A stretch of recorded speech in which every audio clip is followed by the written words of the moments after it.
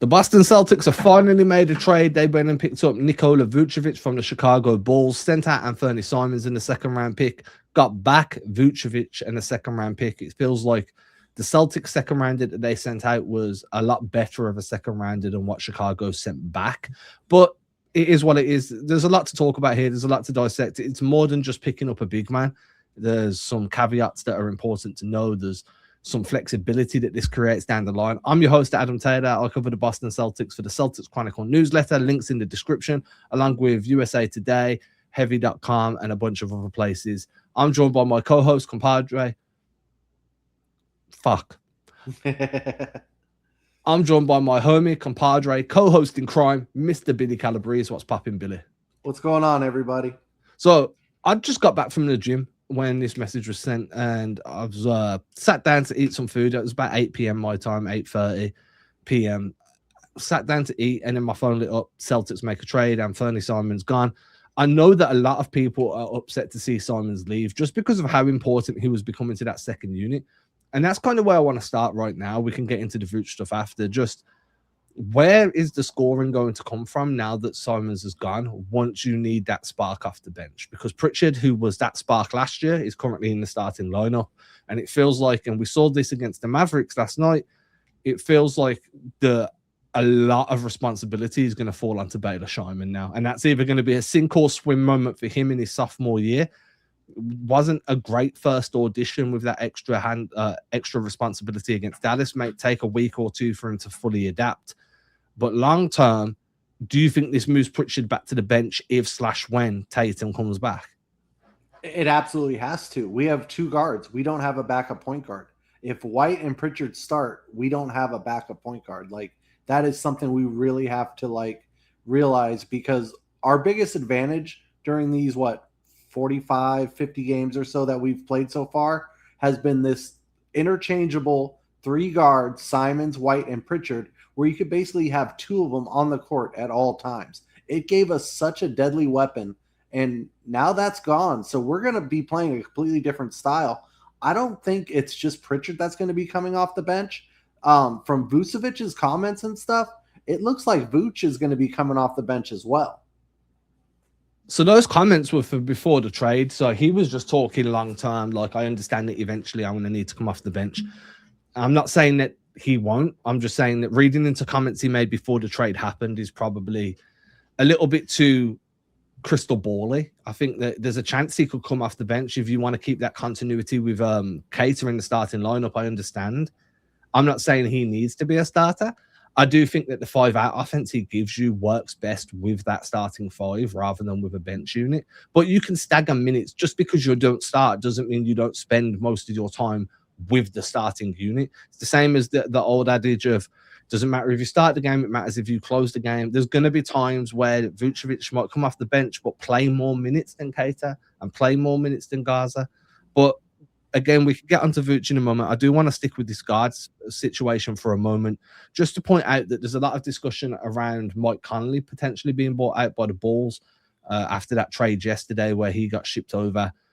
And Chicago just has too many guards at this point. Like, they could literally put out a five-guard lineup and still have guard depth on the bench. It's ridiculous. If Conley gets bought out, he's going to have a huge market available to him. I don't think it'll just be the Celtics. The Celtics do have some TPEs, though. They created a big one, which we're going to talk about. But they also have a couple of smaller ones that they might try and pick him up till the end of the season using a TPE.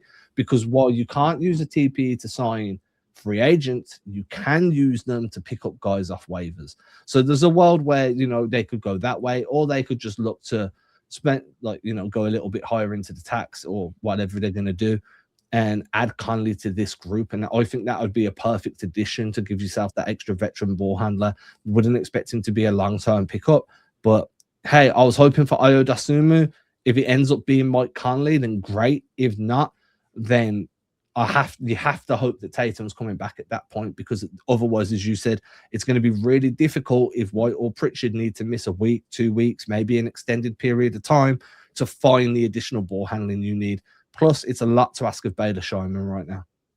Yeah, I've heard this read into both ways. I think our friend Corrales has said that this is a sign that Tatum's coming back, that they're not really worried about the ball handlers. We have enough. And maybe that is true with Tatum because Tatum is going to do a lot of that duty. But I also thought of it, it's a sign that maybe he's not coming back. And some of these murmurs that have been going around about him not being ready, not being sure he's coming back this season are getting stronger because let's call it what it is. We sold at the deadline. We weren't buyers. We were sellers. It put us in a great position for the future, but it didn't make us a better basketball team right now. I mean, it improved the big area of need, but now it just created another area of need. And that was always going to be the case. We spoke about this on multiple occasions. I wrote about it a bunch. If you were going to trade Simons for a big, you were literally taking from one hand to put in the other. And that's just the nature of the way it was going to be. The hope was that if you did that, you added somebody long-term, somebody like a Nick Claxton, Zubac was thrown out there. Jaren Jackson Jr. was thrown out there. He's in Utah now anyway. Danny Ainge pulled some crazy 8-man trade to make that happen. But that was always going to be the case just in terms of one area of need versus fixing another. But as you say, like I don't see Vucevic as like a huge ceiling raiser. I see he probably raises the floor slightly just because of the floor spacing he gives you and how much more room now when Brown's on the floor with Vuce that Brown's going to have to operate in that mid-range area, how the pick and pop that you can run, you can go into a lot more 5-out actions that you were running with Kristaps. I also think Vuce is probably a little bit underrated as a facilitator, plus he gives you rebounding. But overall, yeah, they're not drastically improved. If anything, they're marginally worse because you don't have the scoring that Simon's provided. So it's kind of like a level move for me, but you just lose a spark plug that's been essential. But as you said, this move was done with a bunch of forward planning in mind. So let's kind of dive into that now, because we mentioned the TPE a couple of moments ago. So when the Celtics made this trade, I've actually seen somewhere reported this is 2 separate trades that's just being reported as one. And that was interesting. In fact, let me read that out. It's in French, so I've got to pull it up and then translate it. So bear with me. It takes 2 seconds. No worries. So the trade itself, to explain why Boston suddenly has a $27 million trade exception, and I'll put this up on the screen. In fact, I'm put it up on the screen now while we're talking. So to explain why Boston suddenly has a $27 million trade exception, can you see that? Do I need to zoom in? Yeah, zoom in a little bit. Just because, yeah, there we go. All right. And we'll be able to go after Claxton, Turner without sending back any contract in June. This is not a Simons versus Vucevic trade. It's 2 trades. Chicago sends Vucevic to Boston. Boston had a $22 million trade exception from Porzingis. They can absorb for free without sending anything back to match Vucevic's salary right now. The second trade is Simon sent to nothing for Chicago, so Simon is worth 27. That creates the 27 million trade exception. Boston with the 22 million TPE couldn't get Claxton or Turner in July because you cannot combine it with another salary. You can't be like, hey, there's a 30 million guy here. We've got a 22 million TPE. Let me add an 8 million salary and go make that. That's not how it works. Any incoming into a TPE must be at maximum the value of the contract, the value of the TPE. So you can bring in a 10 million guy on a TPE and then have some remainder, but you can't go the other way and add a guy in. Boston in one trade, but actually 2 is inflated from 22 million to 27 million. It's a masterstroke by Brad Stevens to the point that this workaround doesn't even seem legal. So I can't agree more. I mean, I think it's phenomenal. The one thing I will note is the trade won't be done till Thursday. So we do not know how many more pieces are going to be thrown in this. Are there going to be more teams thrown in this? I mean, there's even a scenario where Vooch isn't even staying in Boston by the end of this. Yeah, I mean, he might not ever suit up in green, but the TP should. I mean, if he doesn't land in Boston, then the problem you've got is that TP doesn't get generated. If he gets rerouted, I mean, it gets really, really weird. It might still get generated, but just looking at this, how it stands now, what the Celtics have essentially done, and some people are saying that they've extended Simon's contract for a year without having to pay anything. I've looked at it a little bit different. They've looked at the Kristaps Porzingis TPE, which had about 6 months left because you get 12 months on a TPE, and gone, we like this. Let's make it better. Like proper, like, let's just make it bigger and better. So we're going to hit the reset button, give ourselves 12 months from now, but we're going to add like 5 million, 4 million, 5 million onto it. So now we have enough money to go and chase these mid to high level guys in the summer. In doing so, the Celtics also shave more money off their salary cap and drop below the first apron. Now, they're still a tax-paying team by roughly $6 million, but if they can make another move before the trade deadline and they go into the summer as a non-tax team and then let Vooch walk, well, now you've created around 20 million in available cap space to go and mess around with in the free agency market, along with a 27 million TPE to go and mess around with in the trade market. So from what you were saying, and I want your thoughts on this, because I know you like the salary cap and you attend these business classes for the NBA business class each year.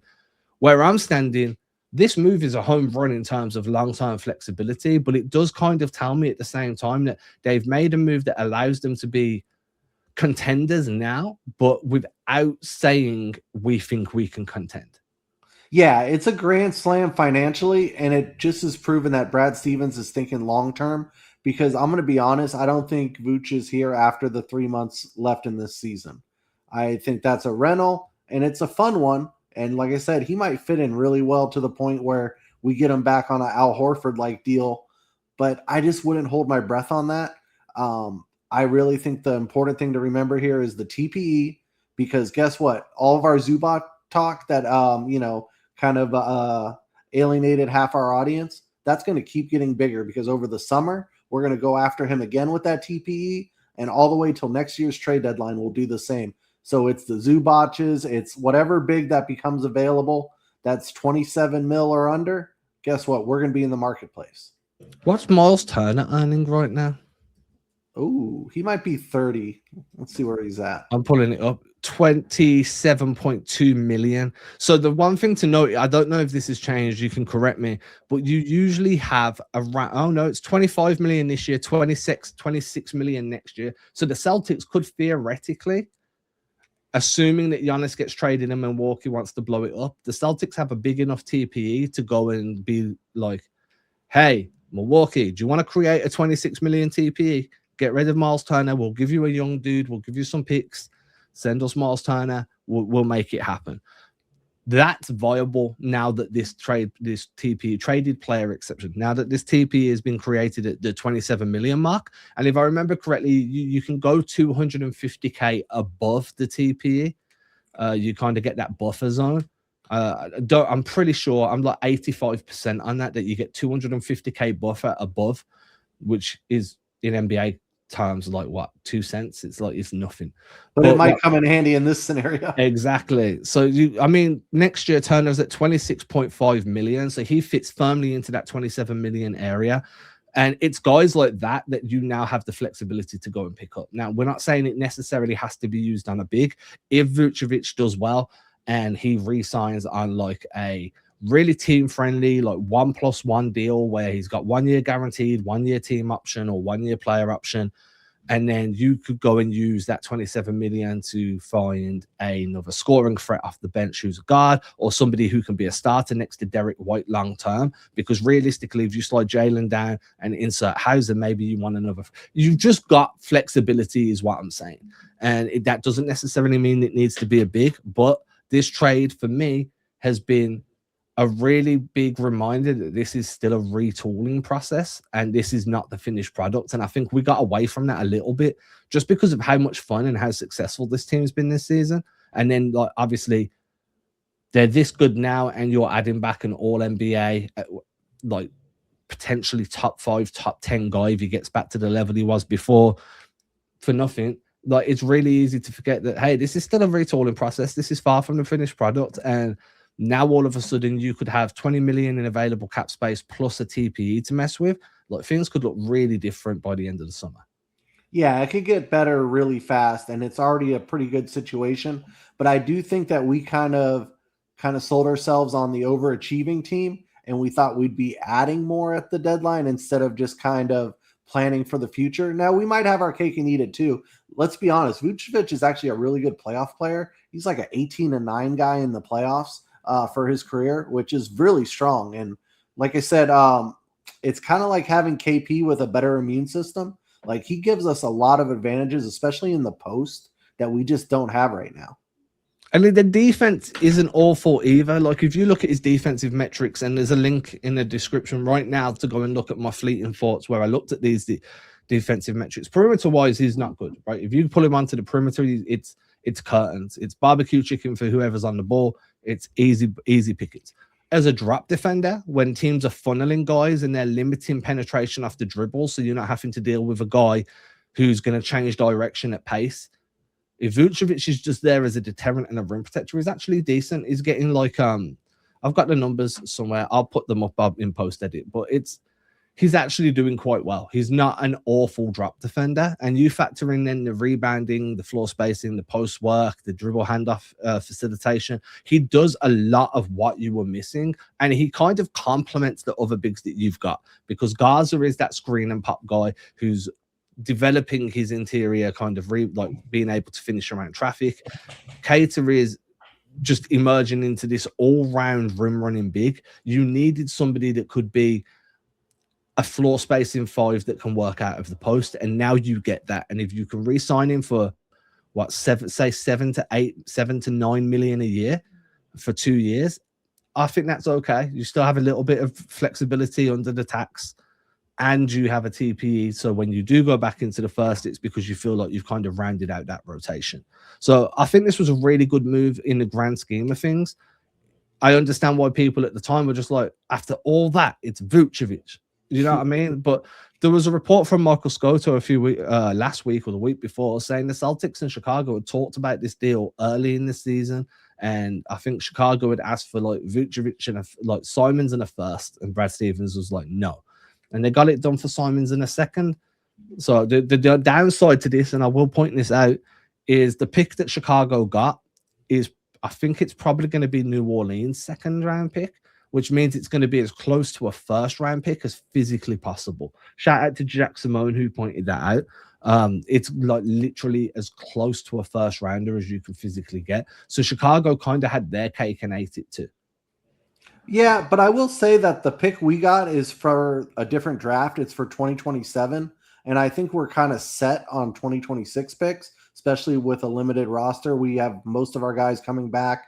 We have two-way guys we're going to upgrade. We didn't really want to have like 3 or 4 2026 picks. So the 2027 pick might work out better for us in the long run. And it's also just a trade piece. So the next question I've got is, how do you think this impacts Amari Williams? Because there was a point where everyone was expecting him to be the guy that got that 15th and final roster spot. But now they've kind of rounded out that big man rotation. There's a chance that he kind of stays in the G League for the rest of the year on a 2-way. If Vooch does sign a team-friendly deal, then Williams' pathway to legitimate minutes is really muddy, because I still feel like Garza and Cater are both better at the moment. So where do you stand? Do you still think he gets that 15th spot? Do you think this kind of puts a bit of a roadblock in his way? Is it going to be too much for him to overcome? Or is this a multi-year development job for Williams? I would say not so fast, my friend. We have a couple days till Thursday. And if Boucher is still on the team after Thursday's deadline, I would be absolutely shocked. So I do think that even though we have 14 guys right now, we might have 13 or 14 in a different way with Boucher gone. So I don't think that this is going to affect Amari moving on up to the big leagues. Maybe not moving on up, but getting minutes. It's not like replacing Boucher comes with absorbing minutes. Like, Boucher hasn't been playing to the point where Russell Westbrook probably forgot who he was. That's why he got so upset when he scored that late bucket.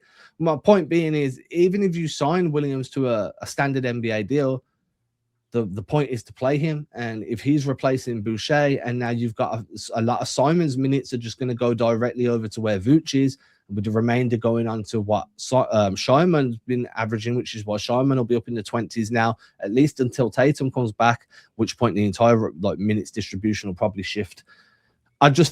There's a question there of, even if he gets brought up, does he play? And if the answer is no, is he better staying on a 2-way in Maine? I mean, you could still be in Maine on a permanent contract. That's not going to change much. It's just a question that I think needs answering, because all of a sudden, Vucevic changes a lot in terms of how this season projects to go for Amari. Yes and no. I think it's just important to get him in as many Celtics practices as possible at this point. I don't think he has anything to prove in the G League. And I think everybody kind of knows that the writing's on the wall with Vooch. So Kata doesn't seem like he's going anywhere. It's probably his starting spot. If not, he's at least splitting the minutes. So he should still be happy. And I still think you would need a third guy, and he'd be that third big. How would it be the third big? Because you've got Garza. Oh, you don't think Garza could play like a little four if they want to do like a double big lineup? Or I think there's other ways to use Garza. Yeah, I mean, you could do probably. I just don't think he's got the mobility. But as like that's a good point. And kind of like a Kevin Love, this version of Kevin Love now, just a stand and shoot, like aging Danilo Gallinari role.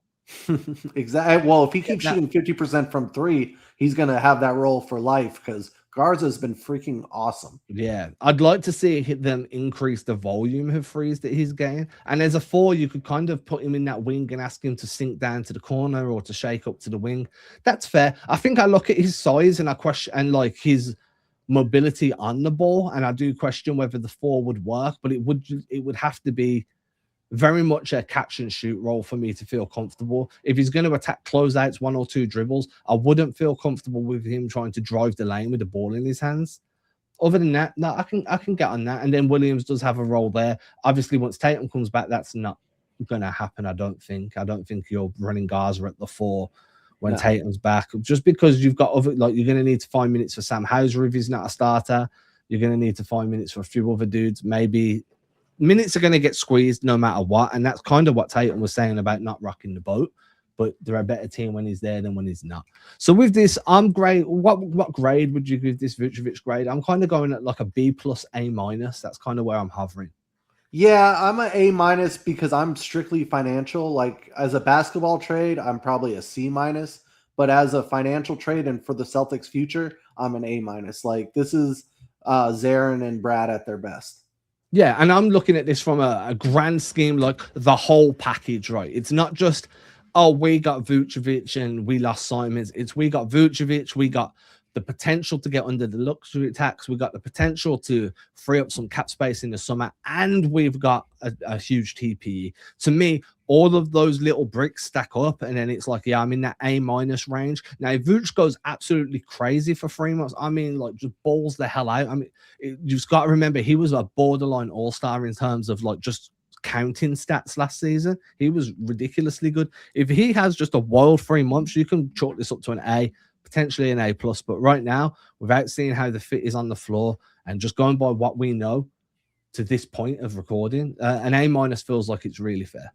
And please, Joe, just teach him how to set screens. He freaking sucks at setting screens. And that's all we ask of our bigs.